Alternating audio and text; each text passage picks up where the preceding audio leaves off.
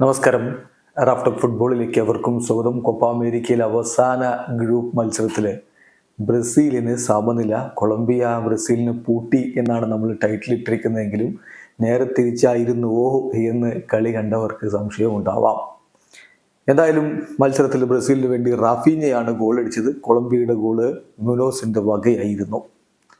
മത്സരത്തിൽ ബ്രസീലിന്റെ മുന്നേറ്റങ്ങൾ നയിച്ചുകൊണ്ട് ആദ്യ 11-ൽ റോഡ്രിഗോയും വിനി ജൂനിയറും റാഫീഞ്ഞയും ഒരുമിച്ചാണ് ഇറങ്ങിയത്. മറുഭാഗത്ത് ഡയസും ഹാമിസ് റോഡ്രിഗസും കൊർഡോബയും ചേർന്നുകൊണ്ടാണ് കൊളംബിയയുടെ മുന്നേറ്റങ്ങൾക്ക് തുടക്കമിട്ടത്.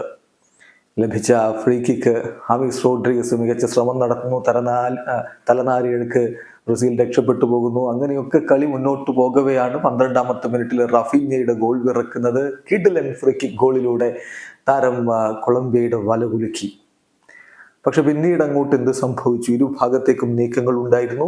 ആദ്യ പകുതിയുടെ അവസാന ഘട്ടത്തിൽ മുനോസിന്റെ ഗോളിലൂടെ കൊളംബിയ തിരിച്ചടിച്ചു.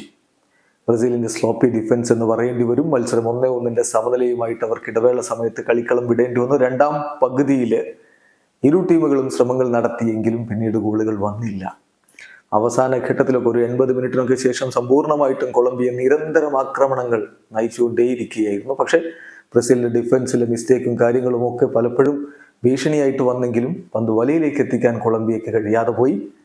അതേസമയം മറുഭാഗത്ത് വിനിക്കൊക്കെ നല്ല രൂപത്തിൽ ഓടിക്കയറി ഗോളടിക്കാനുള്ള നീക്കങ്ങളൊക്കെ ഉണ്ടായിരുന്നെങ്കിലും അതൊന്നും ഫലവത്താക്കാൻ അദ്ദേഹത്തിന് കഴിഞ്ഞില്ല. ഏറ്റവും ഒടുവിലത്തെ സംഭവം ആ ഒരു കോർണർ, ബ്രസീലിന് ലഭിച്ച കോർണർ പോലും വിളിക്കാതെ റഫറി ഫൈനൽ വിസിൽ മുഴക്കിയത് ബ്രസീലിയൻ താരങ്ങളും റഫറിയും തമ്മിലുള്ള തർക്കത്തിന് കളിയുടെ അവസാനം വഴിവെക്കുകയും ചെയ്തു. മത്സരം എന്തായാലും 1-1 സമനിലയിൽ അവസാനിച്ചതോടെ ഈ ഗ്രൂപ്പിൽ, അതായത് ഗ്രൂപ്പ് ഡിയിൽ നിന്ന് 3 കളികളിൽ നിന്ന് 7 പോയിന്റോടെ കൊളംബിയ ചാമ്പ്യന്മാരായിക്കൊണ്ട് ക്വാർട്ടർ ഫൈനലിലേക്ക് കടക്കുന്നു. ബ്രസീൽ 3 കളികളിൽ നിന്ന് 5 പോയിന്റോടെ 2ാം സ്ഥാനക്കാരായിട്ട് ക്വാർട്ടർ ഫൈനലിലേക്ക് കടക്കുന്നു.